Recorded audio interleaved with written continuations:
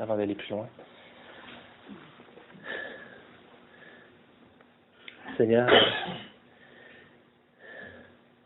David a dit, je lève les yeux vers les montagnes. D'où me reviendra le secours? Le secours me vient de l'Éternel qui a fait les cieux et la terre. Seigneur, toute la terre et tout ce qu'elle renferme est à toi. Tu diriges les vents où tu veux, Seigneur. Tu contrôles l'univers comme un horloger, Seigneur, avec une précision incroyable.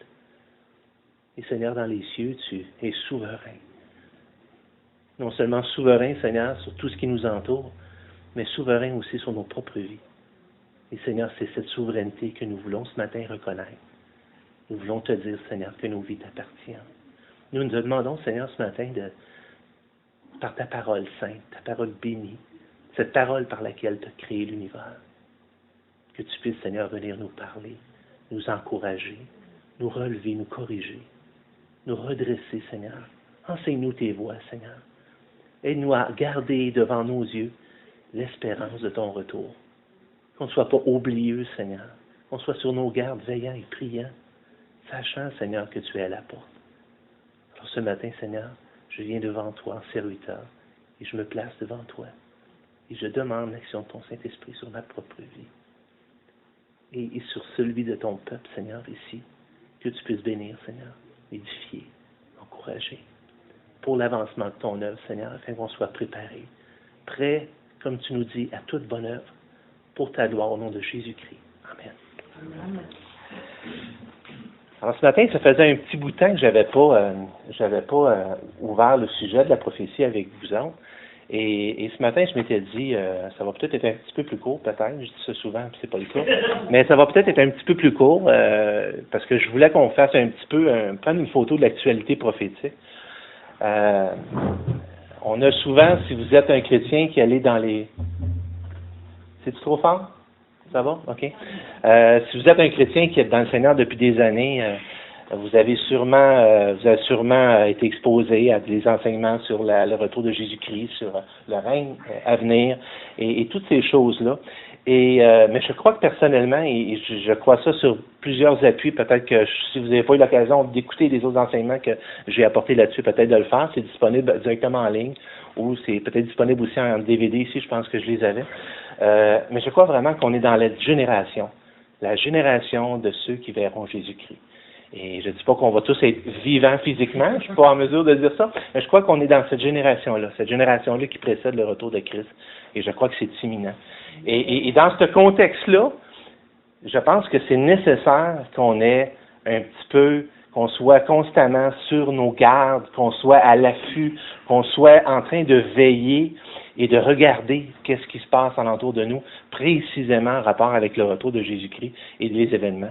Et on a besoin de plus que, je dirais, une formation ponctuelle sur l'eschatologie, mais de temps en temps, un petit peu une mise à jour pour qu'on puisse ensemble un peu considérer ça.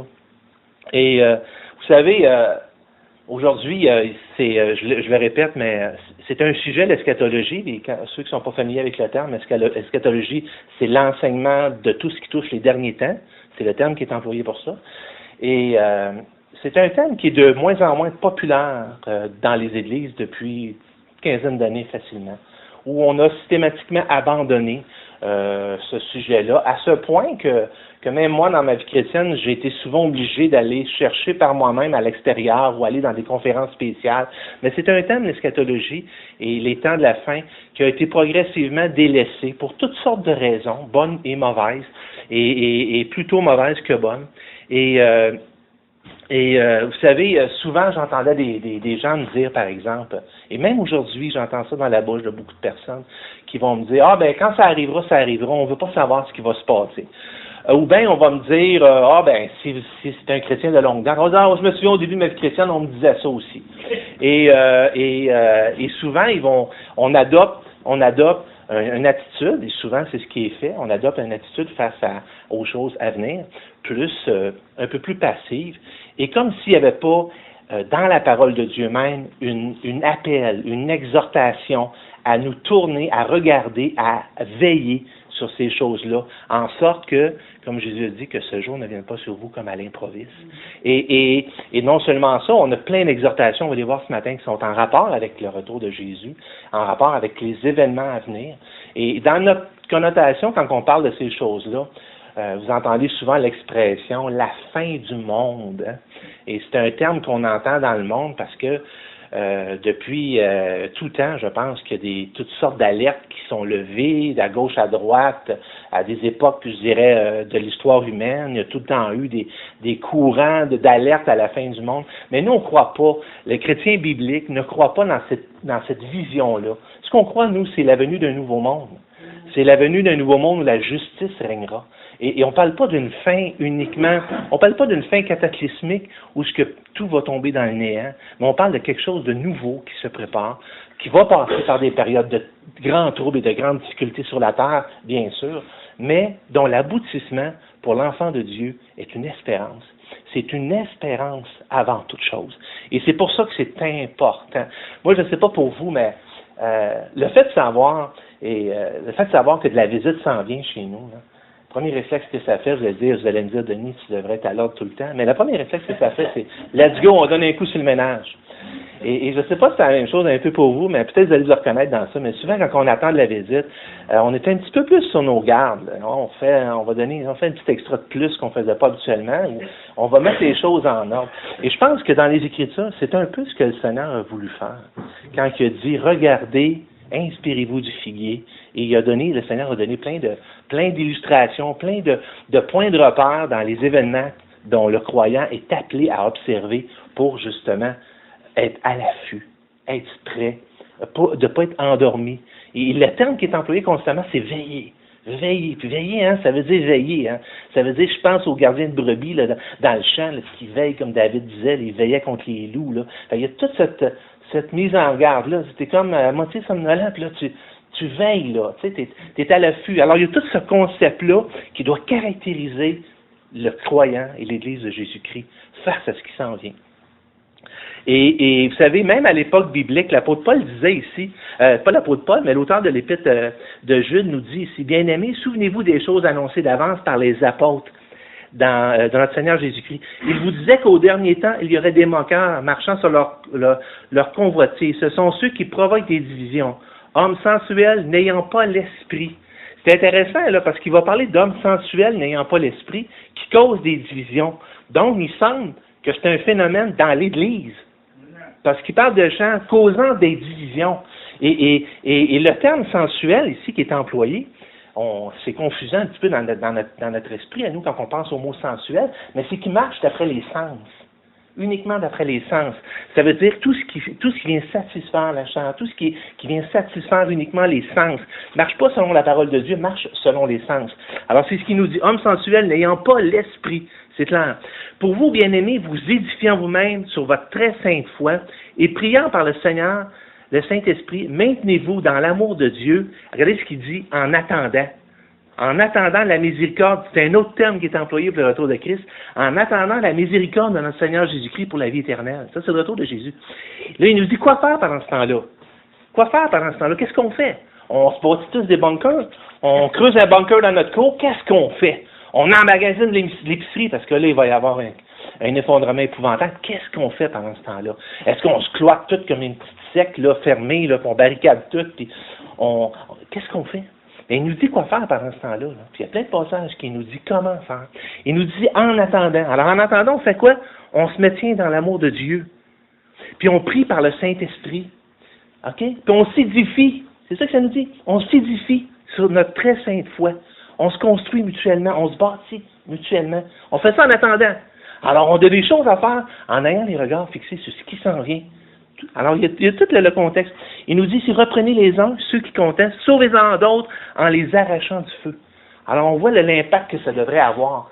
Et c'est sûr que quand on voit ces choses-là, puis moi, plus que je t'exposais, je dois faire un effort personnel, même dans ma propre vie, pour ne pas tomber dans de la passivité en attendant le retour du Seigneur Jésus.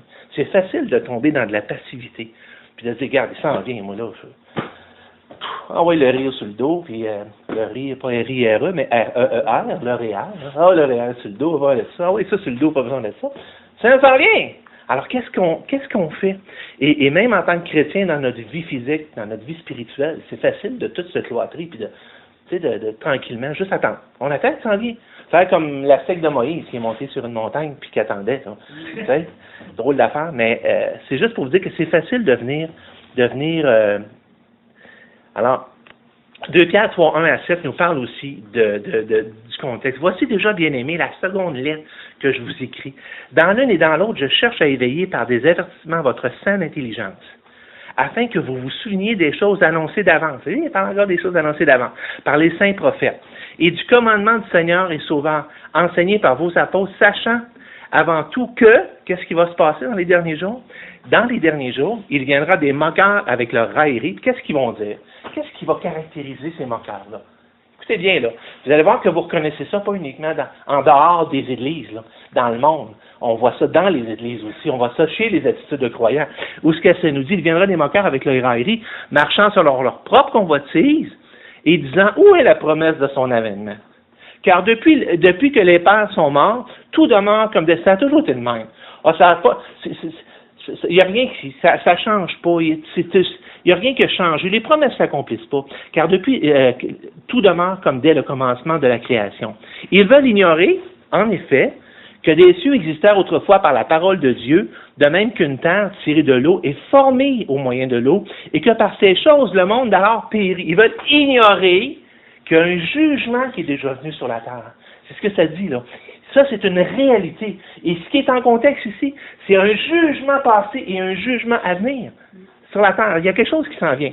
Alors, il nous dit ici, et le monde d'alors périt submergé par l'eau, tandis que par la même parole, les cieux et la terre d'à présent sont gardés et réservés pour le feu, pour le jour du jugement et de la ruine des hommes impies. Alors, on voit qu'il y a ça, mais on voit que dans les derniers temps, il va y avoir des gens qui vont juste se moquer et vous dire, regarde, c'est toujours comme ça. Le Seigneur ne revient pas. C'est dans 1000 ans. Ça ne reviendra jamais. Alors, il y a toujours cette attitude-là qui demeure.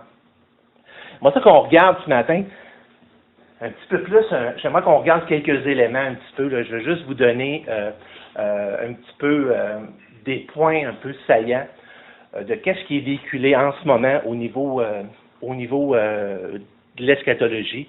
Je ne fais pas des études en profondeur parce qu'on n'a pas le temps pour ça, mais juste vous donner un petit peu l'actualité prophétique. En ce moment, il y a un effort de la Russie de militariser l'Arctique. L'Arctique est en train d'être militarisé. La Russie prend des positions en Arctique en ce moment, installe des bases, prend du pouvoir. Pourquoi? Parce qu'il y a des énormes gisements de pétrole qui sont présents en Arctique, et on a tout le phénomène de réchauffement en ce moment qui est en train de fondre, et ils croient, la plupart des spécialistes croient que ça va donner dès les fonds de glacier, tout ça, ça va donner de la visibilité sur des grandes nappes de pétrole.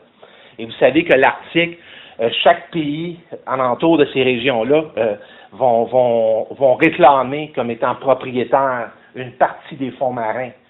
Et c'est toutes des choses. Et la Russie est en train de se positionner en ce moment.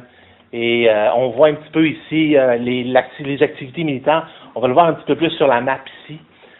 Désolé, c'est sur fond blanc. Pas loin du Canada, là. Pas loin de ça, là. On pense que c'est... Mais c'est pas si loin que ça, dans le fond, là, avec les moyens de transport qu'on a aujourd'hui. On voit tous les points rouges, là.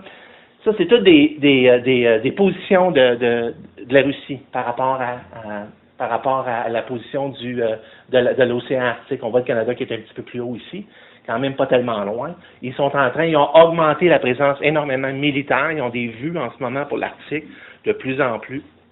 Alors, c'est pas fini, hein. Je me souviens quand le communisme a commencé à éclater. Je sais pas si vous vous souvenez. Moi, je regardais l'actualité, puis je me disais, hey, pourtant, ça fait des années qu'on nous enseigne que la Russie va monter contre Israël à un moment donné. C'est fini, ça. Ils sont en train de se démocratiser, là. Le régime communiste est fini, ballonné, hein.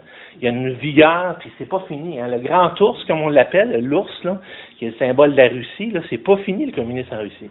Alors, on voit qu'ils sont en train de la ramification, et sans parler de tout ce qui s'est fait tout récemment, les actions politiques de la Russie, tout ce qui s'est fait récemment. Et on voit ici, ça c'est tout frais, là, c'est le 3 août, là, c'est tout frais, là, ces informations-là. Là. Alors, on voit la militarisation. On voit ici que la Russie, et on l'a vu en ce moment dans les premières interventions que la Russie a faites, je ne l'ai pas dans mes notes ce matin, mais la première intervention que la Russie a fait indirectement, et j'ai oublié le petit pays récemment, quelqu'un peut m'éclairer?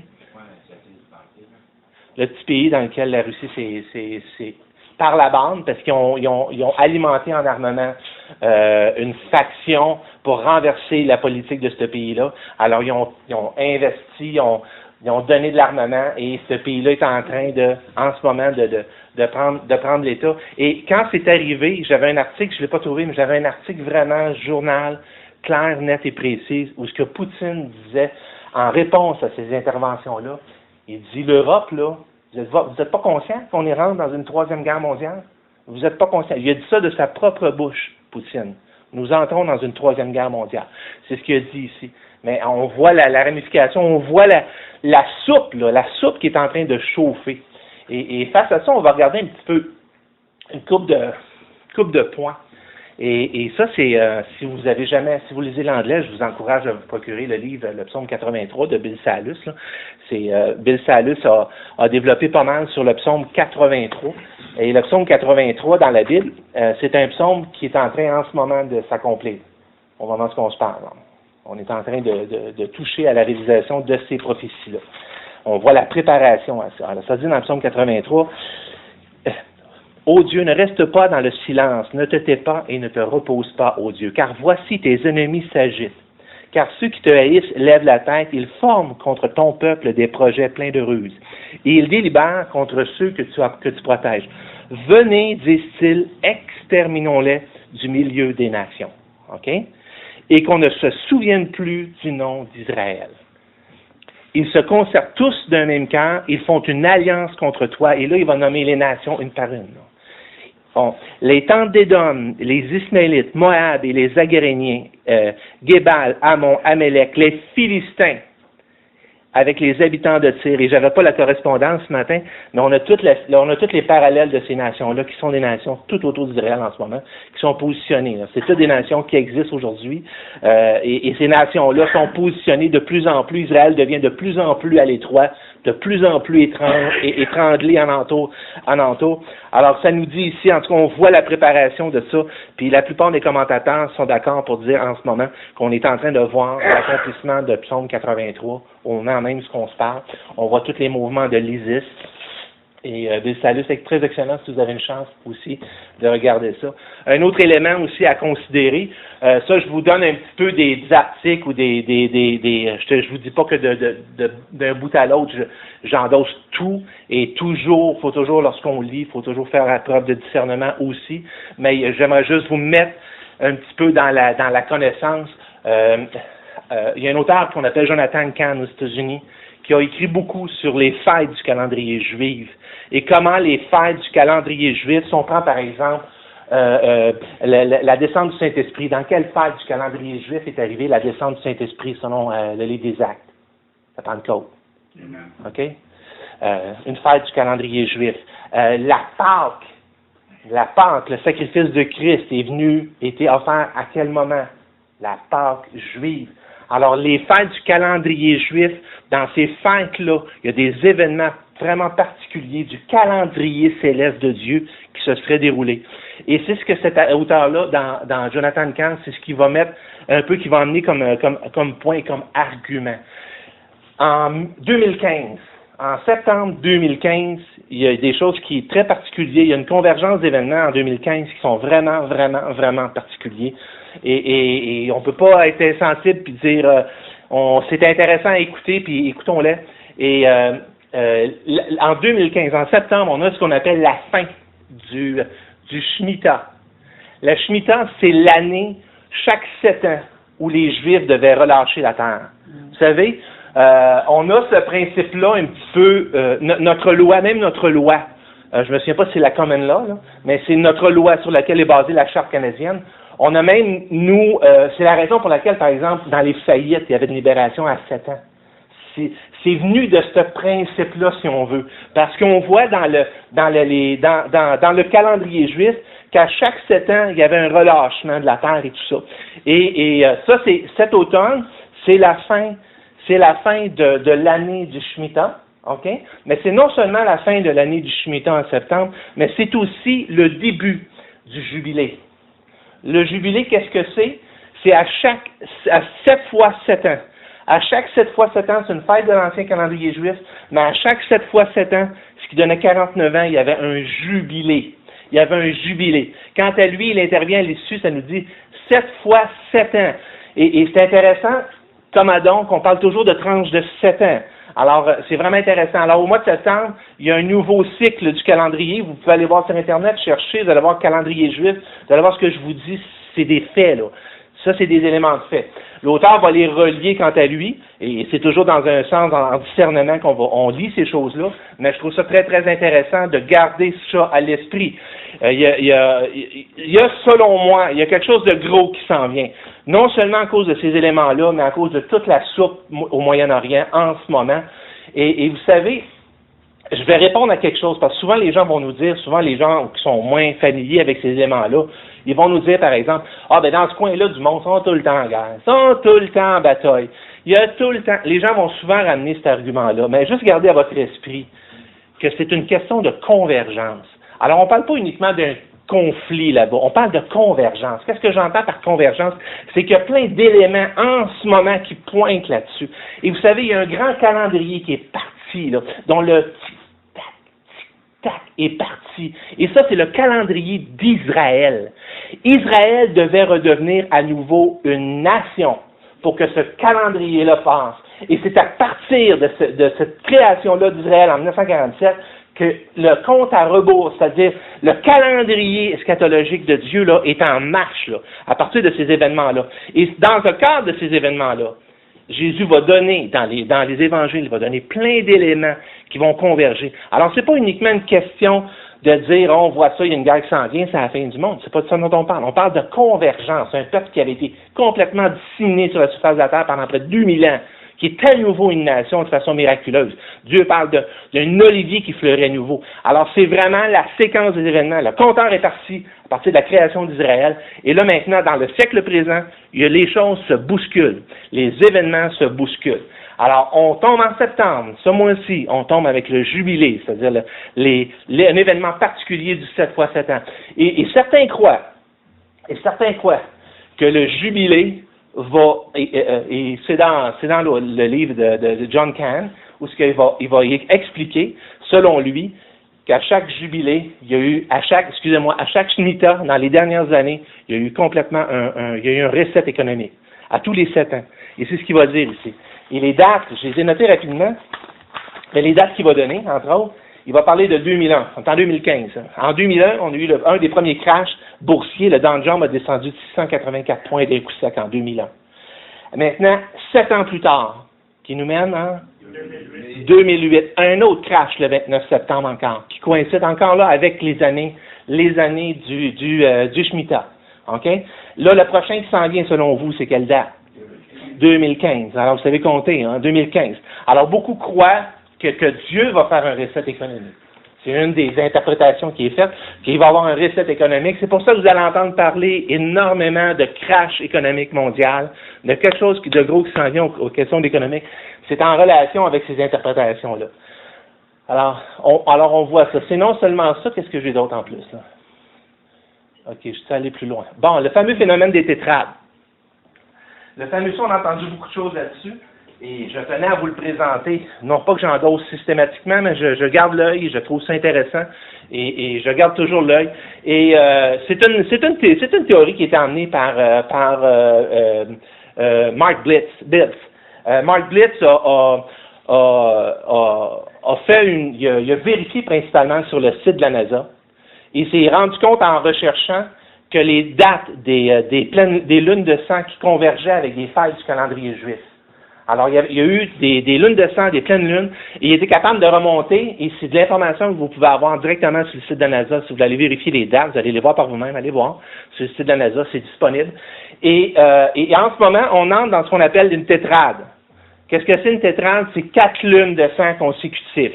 Ça arrive tous les 400-500 ans, c'est relativement rare, une tétrade. Là, on rentre, et la dernière tétrade va avoir lieu en septembre. OK? Dernière tétrade, lune de sang, c'est ce qu'on appelle une Big Moon de sang. Qu'est-ce que c'est une Big Moon? C'est que de temps en temps, la lune va se rapprocher un peu plus de la Terre. Puis après, je me souviens plus si c'est 7 ou 10% plus grosse, mais elle paraît gigantesque, là. Alors, on va avoir encore là, en septembre, une lune de sang énorme. Oui? En septembre, elle va être 15%. 15%. C'est pas sûr 10 à 15.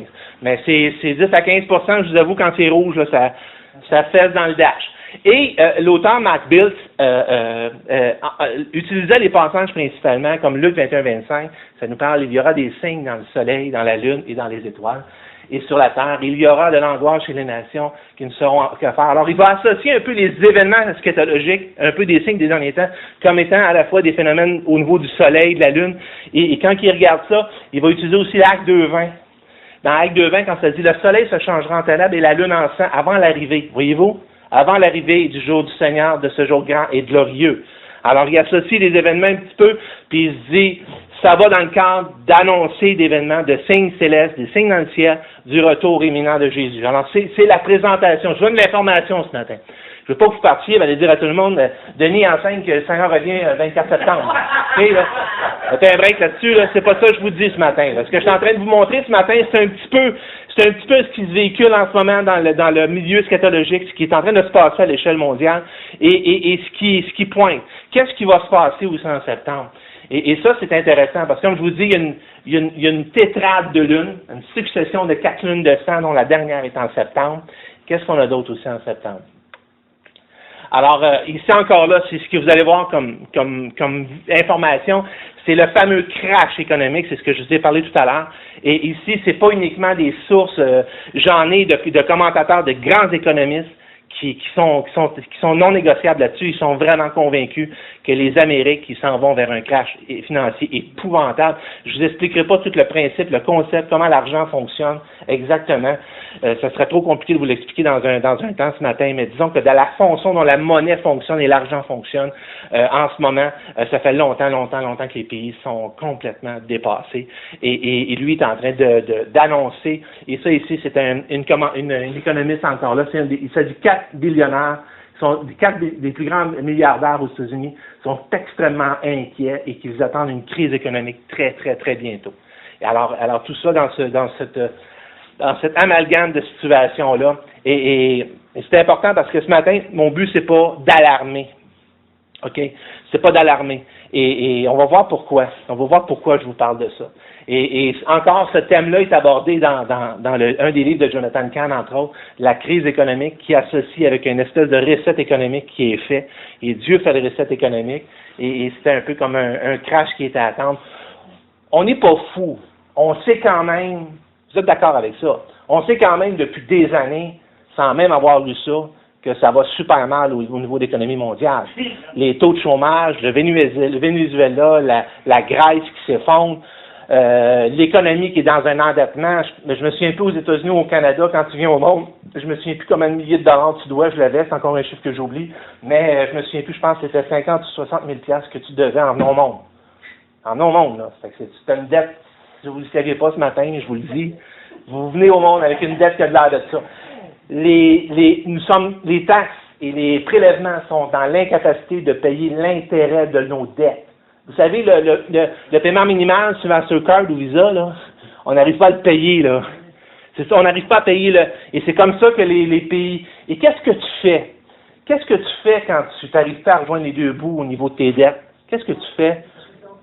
Ou tu fais une consolidation. Hein? Souvent, on fait une consolidation de dettes. Mettre ça ensemble, va emprunter un peu plus, puis mettre tout ça, tu vas sauver de l'intérêt. Mais c'est ce qui se prépare tantôt, une grosse consolidation mondiale avec un nouveau système économique mondial. Grosse consolidation mondiale, c'est ce qui se prépare. Et l'effondrement économique qui s'en vient, qui se prépare, va être une porte d'entrée à un nouveau système mondial de gestion et d'économie. C'est des éléments déclencheurs qui vont placer les premières pierres à ce nouveau système-là. C'est mon avis, mais si vous regardez, vous cherchez un peu d'informations, vous allez voir, il faut vraiment profondément se mettre la tête très creux dans le sable pour ne pas voir ça. Ça, c'est évident. Ça, c'est absolument hors de tout doute. Au mois de septembre. Au mois de septembre, le pape se rend aux États-Unis. 25 septembre, encore un autre événement dans tout cette soupe-là. Là. Mais au mois de septembre, tout ça là, mélangé ensemble. Alors, il y a énormément, sur le plan eschatologique, il y a énormément d'événements qui s'arrivent là, vers septembre. Certains vont aller loin, ils vont dire, il y a même des gens qui vont dire, le Seigneur Jésus va revenir au mois de septembre, ou l'enlèvement des l'Église va avoir lieu au mois de septembre. Alors, on ne peut pas dire ça. Personne ne peut le dire. Par contre, Jésus nous exhorte et nous encourage à reconnaître les signes des temps. Inspirez-vous de l'olivier quand vous voyez que ses feuilles sont tendres. Quand vous regardez l'hiver, vous voyez le printemps s'en vient parce que tu vois le bourgeonnement. Jésus nous a encouragés, nous a excités à tendre l'œil, à ouvrir les yeux, à ne pas se mettre la tête dans le sable. Parce que vous savez, il y a des choses qui vont caractériser l'Église des temps de la fin. Si nous sommes dans cette Église-là des temps de la fin, il y a des éléments qui vont la caractériser. Et c'est important de le savoir, parce qu'on va savoir contre quoi on se bat en tant qu'Église, contre quoi on se bat en tant que chrétien individuellement. Quelles seront les tendances des temps de la fin? Quelle sera cette Église-là des temps de la fin? Est-ce que j'y suis? Est-ce que j'y suis? Alors, il y a plein de choses qui cumulent en ce moment. Et ça ici, c'est bien entendu, c'est tout le mouvement ISIS. Tout le mouvement en train de s'étendre partout au Moyen-Orient en ce moment et qui se rapproche de plus en plus d'Israël. Et n'oubliez pas, dans le collimateur de l'ISIS, Israël, qui est le point à renverser. Savez-vous ce qu'ils ont dit, les dirigeants? Un des principaux dirigeants de l'ISIS qui a affirmé, il a dit, nous autres, on va se ralentir quand on va avoir reconquis Rome. Ils veulent vraiment aller loin, là. Ils veulent aller jusqu'en Italie, là. Ils veulent vraiment prendre de l'expansion et à ne pas négliger, parce que c'est vraiment un mouvement. Il y a plein de chrétiens en ce moment qui sont abattus systématiquement. On est en Occident, on ne voit rien. Il y a plein de chrétiens qui sont abattus en ce moment systématiquement, à coups de centaines, à coups de milliers, au moment où on se parle maintenant. Là. Alors, il y a des choses qui se préparent. Eux autres, ce mouvement-là, je veux dire, c'est un mouvement anti-Dieu totalement. C'est un mouvement qui persécute les croyants. C'est un mouvement qui veut implanter la charia et la loi musulmane partout où il met le pied, sans pardon, et c'est vraiment quelque chose de tyrannique, et c'est en train de prendre de l'ampleur de plus en plus. Alors tout ça, je vous parle de conjonction, conjonction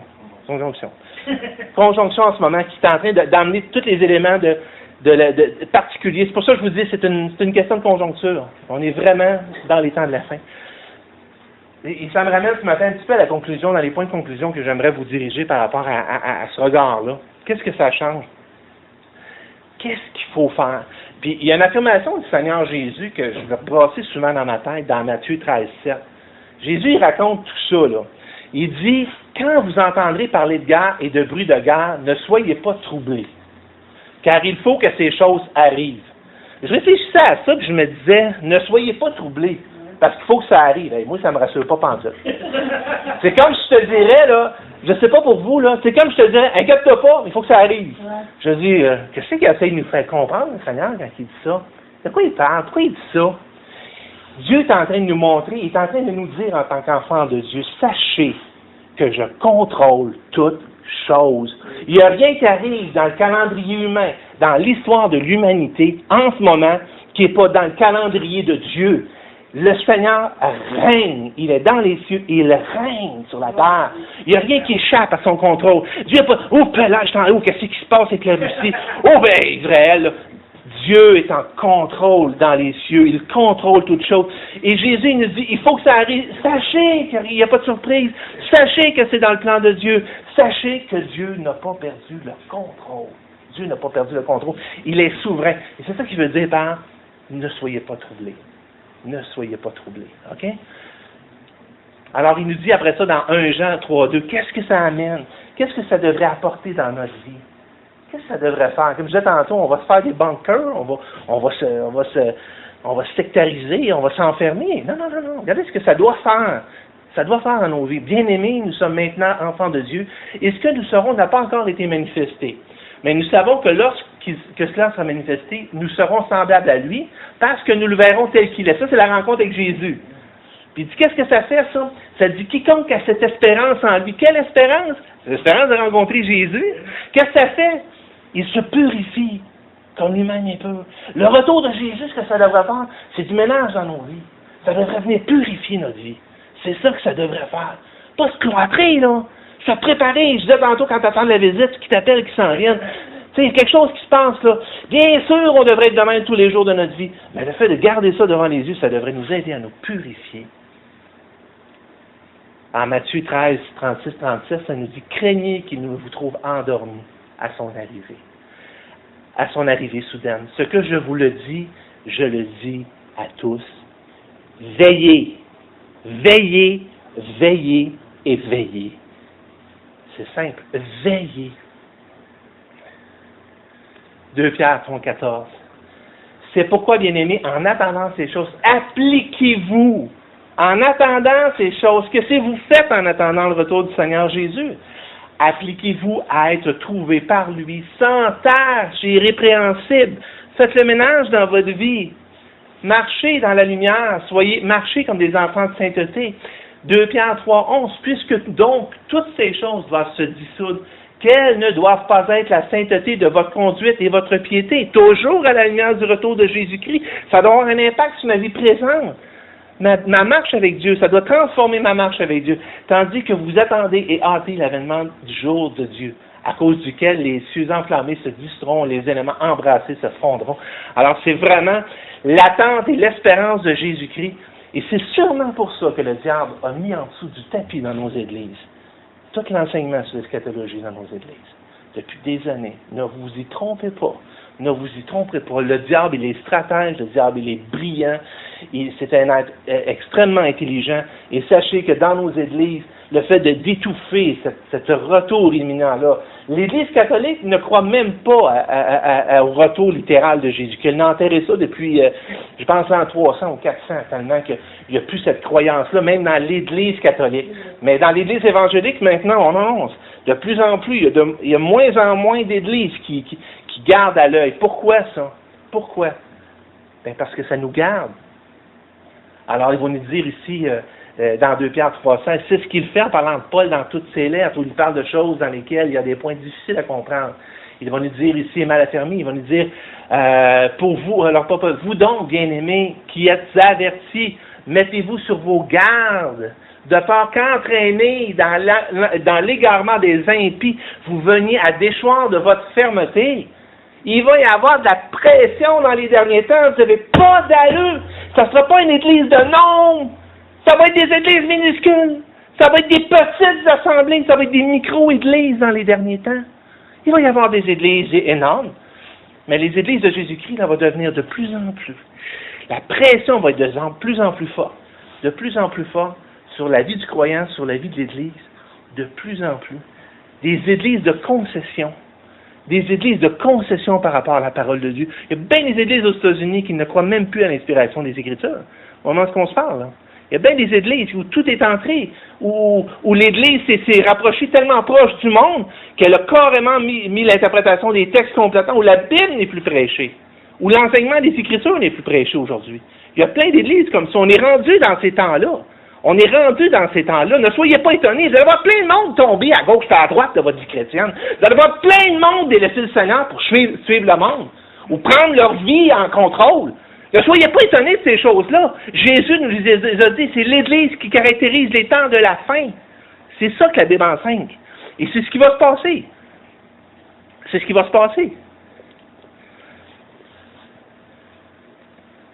Mettez-vous sur vos gardes. Veillez et priez. Veillez et priez.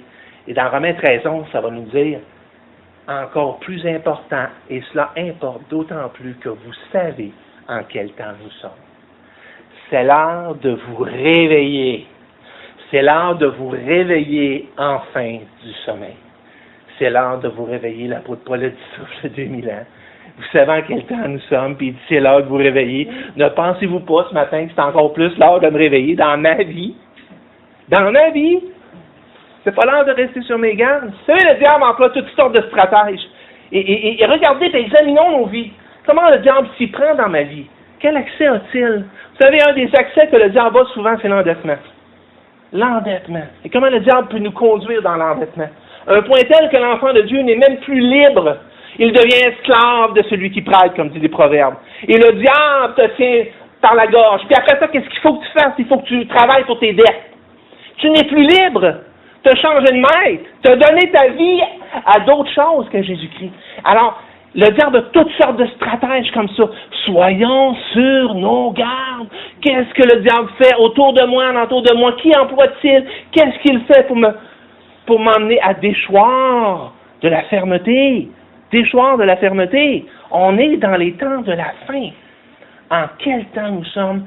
C'est l'heure de nous réveiller enfin du sommeil, car maintenant le salut est plus près de nous que lorsque nous avons. Est-ce que vous croyez ça?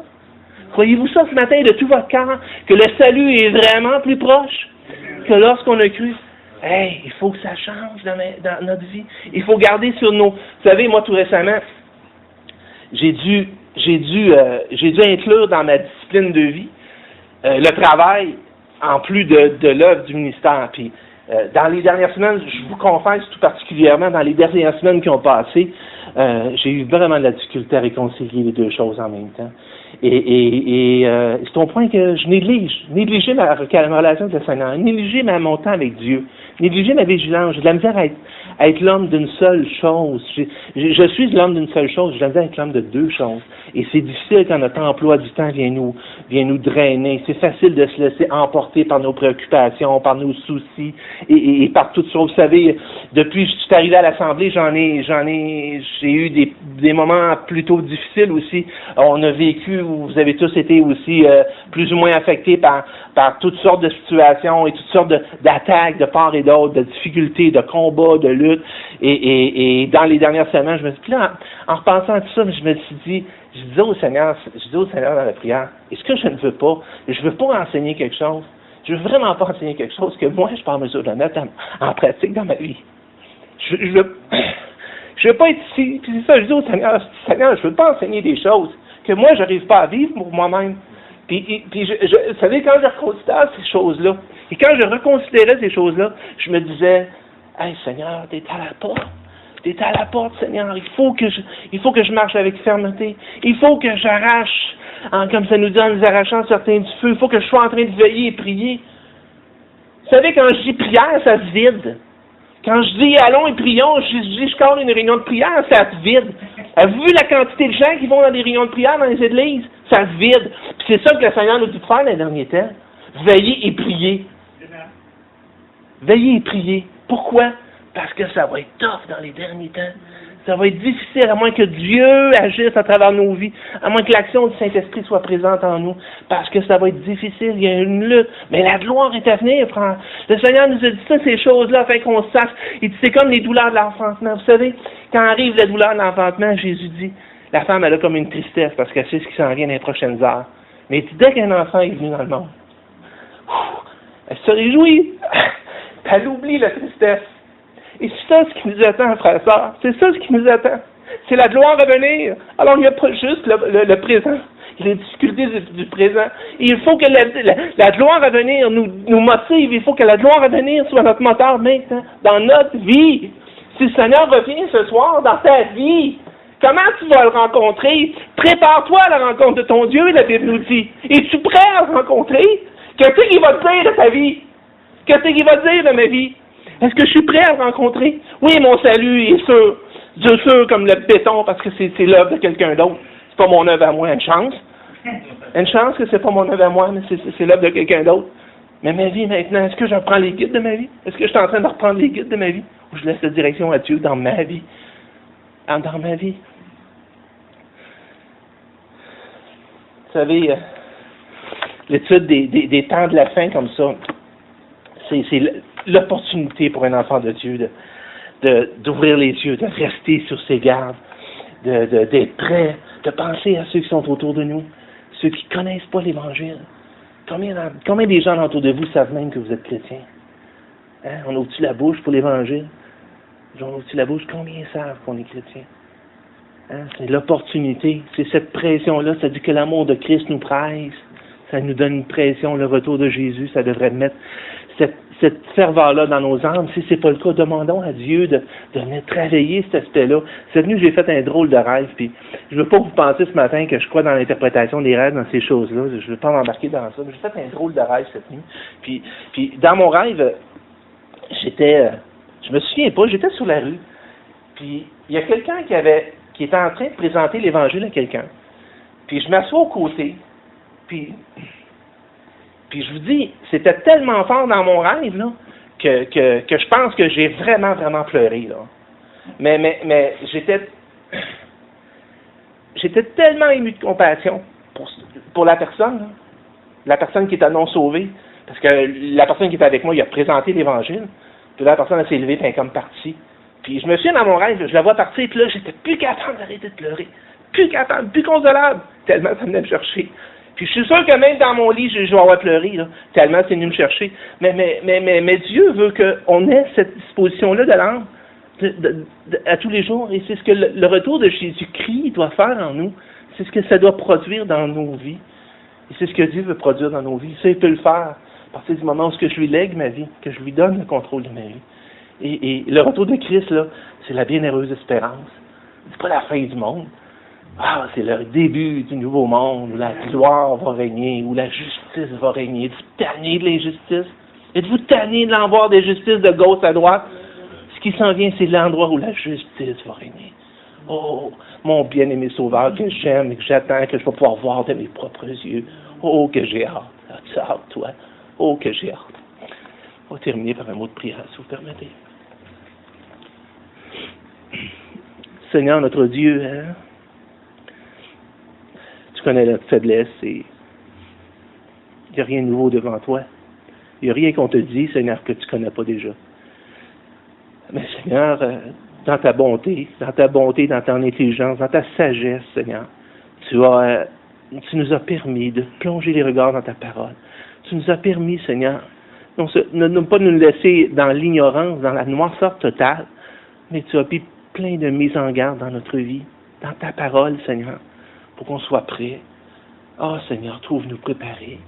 Oh Seigneur Jésus, trouve-nous préparés dans notre vie, qu'on puisse être lavés de nos fautes, marcher dans l'obéissance, Seigneur, à ta parole, marcher dans le souci du monde, des inconvertis, des gens qui sont perdus tout autour de nous, Seigneur. Donne-nous cette âme que tu avais, donne-nous ce regard que tu avais sur l'humanité. Oh Seigneur, pour la gloire de ton nom.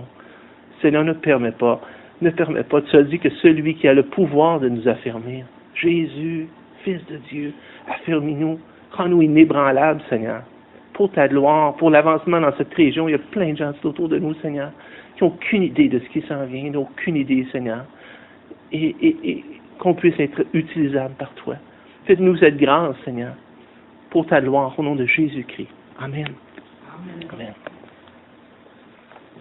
Alors, on va juste passer avec